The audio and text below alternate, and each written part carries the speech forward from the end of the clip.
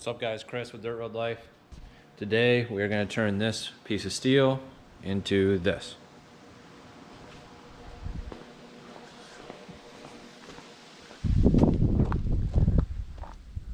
So I got this Jeep Cherokee 1994, I think. Probably a month and a half, 2 months ago.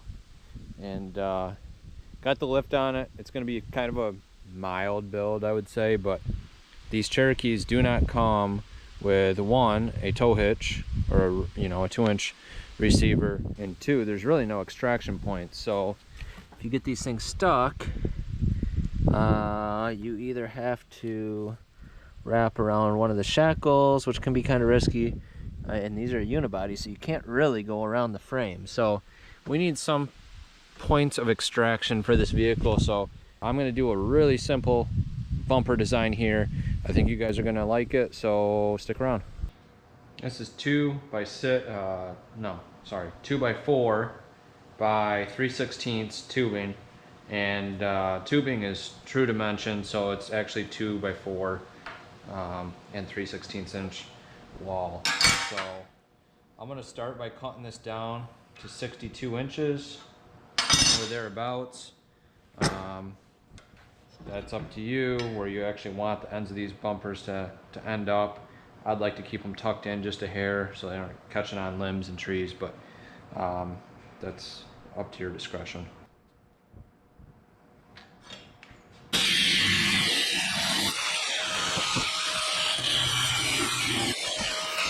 So I'm just going to build two exactly pretty much the same bumpers. The mounting is going to be a little different, but on the edges or the outside corners here, I am going to miter them. I haven't decided if I want to do I'm probably going to do something a little less than. So just to make sure I get the same miter on each side, we're going to take and measure. Just do. I know this is 4 this way, so if we do 3 this way, because if we did 4 and 4, that would be a 45. Do 4 and 3. It's going to be slightly less, like so. But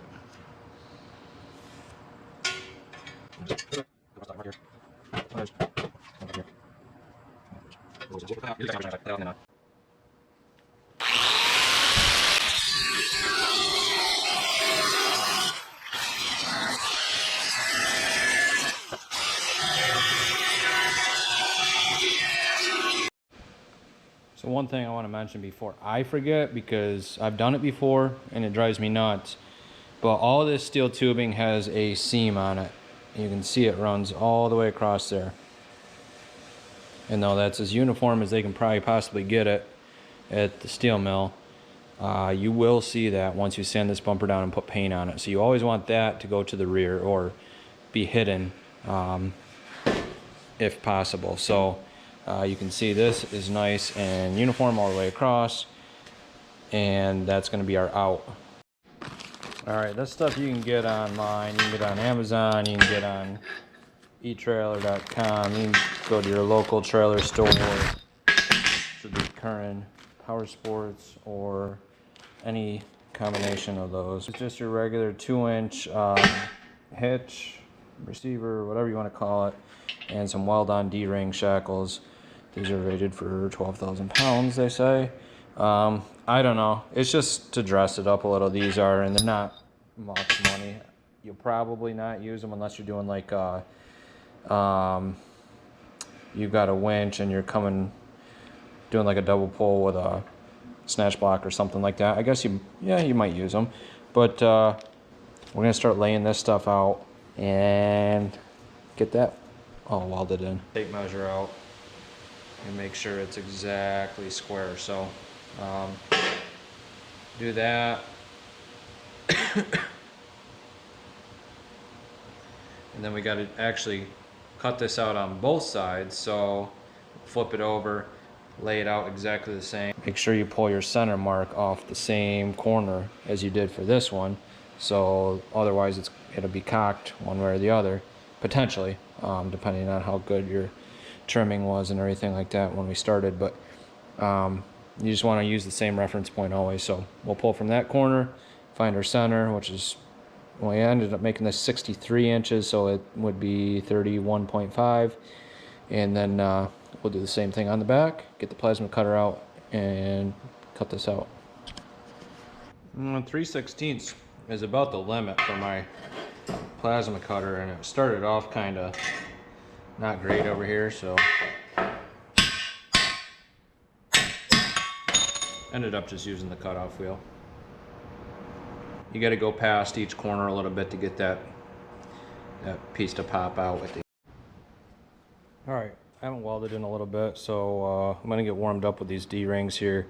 I just measured 10 inches off the corner to get to just where I thought it looked kind of alright. Do one here, one over there, and then I measured 2 inches from the outside, so it's centered both this way and then 10 inches that way.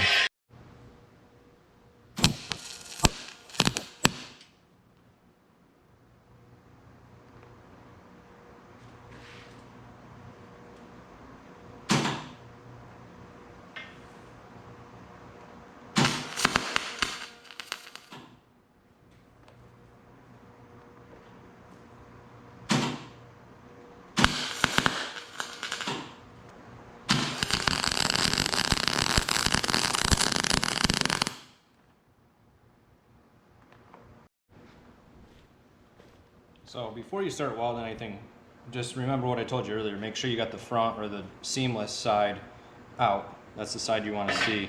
But then when we're putting this 2-inch receiver tube in, you want to leave enough room to get your pin in on the front side, but you want to leave enough room on the back side so that you can get a good bead around that.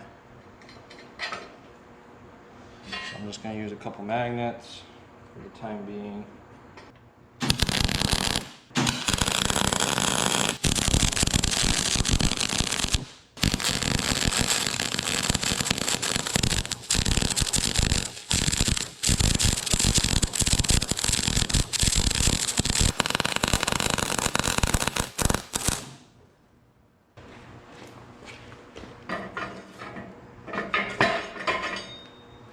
Okay, we're good there. The back side.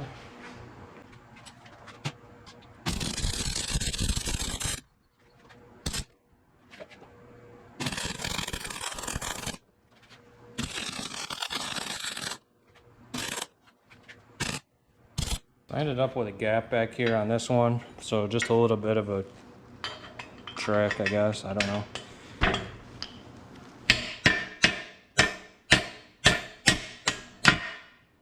Hammer that in there, and then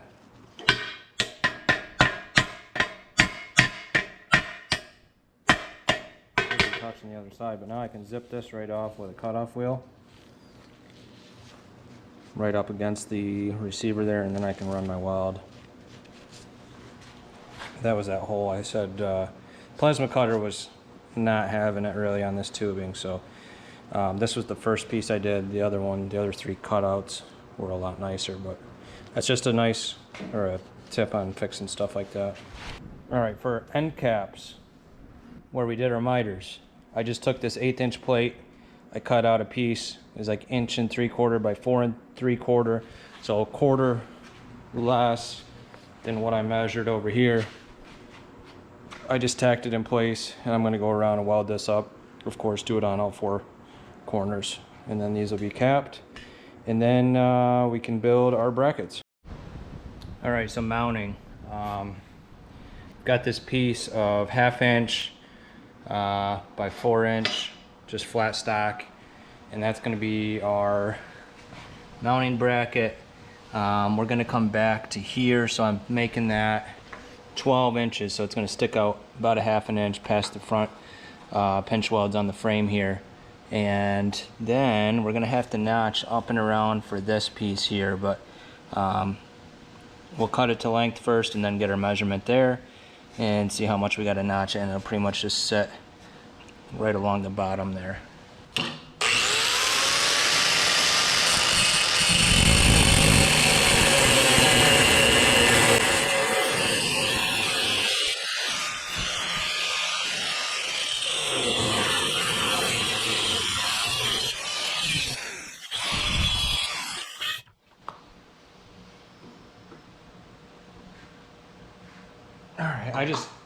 notched that to get that up over that fender bracket. I'll show you. And I radius the top of it because that makes it a lot stronger. I just stepped a drill bit up from like an 1/8 inch up to 1/2 inch or whatever.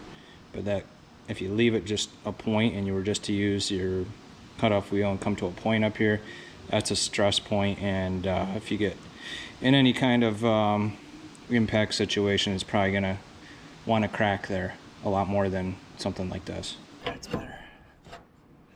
Now we got our 1/2 inch protruding up here.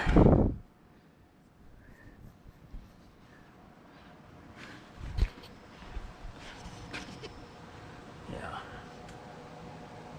This will come up like that and be flush right with the bottom of the frame. We're gonna do one extra hole back here, maybe 2, and then all 3 of the original mounting holes up here where the most stress is gonna be anyway. So that's what that looks like. Like I said, I kept this a 1/2 inch proud of this seam here, this body seam or frame seam. Drilled these out to, I don't know what they are, probably 1/2 inch bolts, or might be 9/16, probably 1/2 inch. But then I took and I located this one back here from the bracket. After I had those 2 holes, I set it on there, lined those 2 holes up, and then found this hole. And that one was a little bit off, so I had to ream it out a little bit. But I'm gonna use the stock bolt with a bigger washer there because there's a frame not welded right there, or not welded to the frame, I should say. And then back here, once those 3 were lined up, I put a marker in from this side in this hole. And then I'm gonna put a big washer in here. This is the same 1/2 inch or 9/16 inch bolt. The big washer here, and a nut, of course. So now that I have this bracket made, and you can see there's where it's notched up over this fender brace. But now that I have this done, I can pull all the bolts out. I can just lay this on my other piece of 4 inch by, I think I said 1/2 inch earlier. This is actually 1/4 inch, so I misspoke. But I can lay that right down, trace the holes out, and we should be good on that side. So this one turned out a little bit different. I'll show you guys. These 2 bolts here, this is the bolt I tied through with my own bolt on the other side. And I never even came over here to look, but it actually holds the power steering pump. So this is a factory bolt, and it runs all the way through to right there, power steering pump. If you guys can hopefully see that right above your pippin arm there. And I had, so both of these do, I had to notch this to go up over this one, because I mean, I guess I could have tried to drill another hole, but I don't think that was gonna work. So I might actually have to get a larger or a longer bolt, I mean, for this, or take the washer out possibly, or put a thinner washer in. I'm not sure which, because you can see it's got to be right there though, because look at that one, and I'm using, that's the other one, and I'm using like I said, 1/4 inch plate.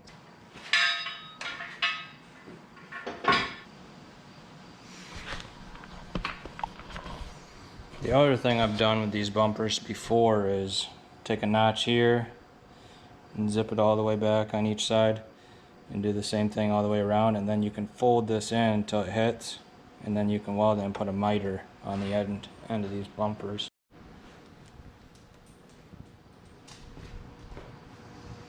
Once you get it tacked, and it doesn't take much, you don't want to distort it. You just want to get it held about where it needs to be, and then pop your bolts out, and then we'll put it on the bench.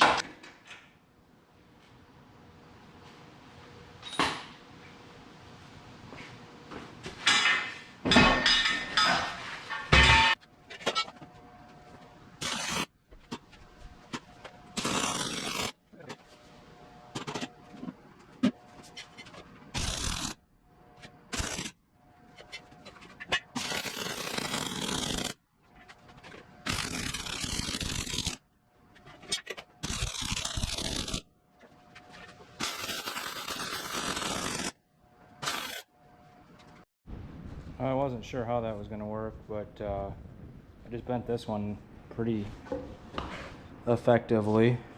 Got a little gap there. I might either have to bend it some more, or I can probably just fill that. I can probably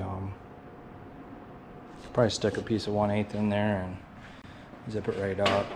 Now, how I did that, basically cut a V like I was describing earlier, and I wasn't real happy with how far this bumper stuck out on the front, or the front I should say, and the side of the front. So I did that, and now I'm going to heat this with the torch, and then I set it on that block over there, and basically took a couple pounds with the sled at high heat. After she was all warmed up, but it did bend into place, and yeah, I think that'll work all right.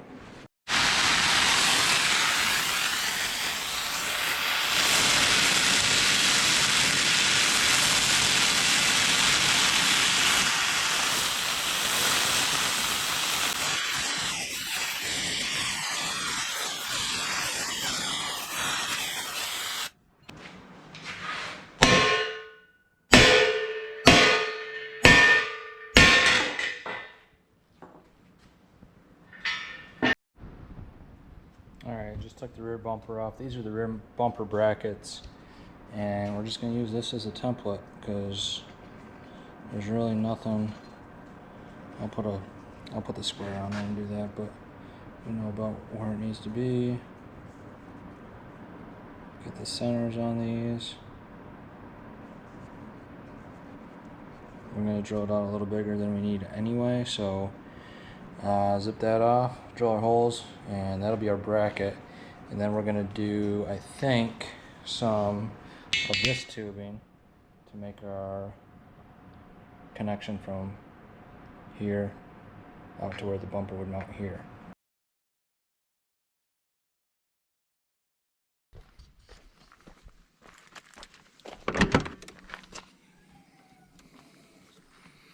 Now you can see how we did that. Just pretty much made that square bracket, drilled our holes using the original OEM bracket, and then took a piece of this tubing, cut it about, I think 4 inches, or yeah, probably 4 inches to offset that bumper. Welded that to our square plate, and then just set this on a couple of jack stands while we tacked it in place, pulled the bolts back out, welded it on the bench, and reassembled it. And you could probably even get this a little tighter, but it sure makes getting the bolts in easier when you offset that 4 inches or whatever like I did. So that's your discretion.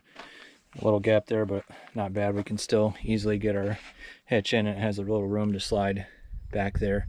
But yeah, that's the finished product, and we've already had one deer on the carrier back there and held up good. And I would not hesitate to tow a small trailer with like a mower or something like that on it, four-wheeler. I think it would do just fine.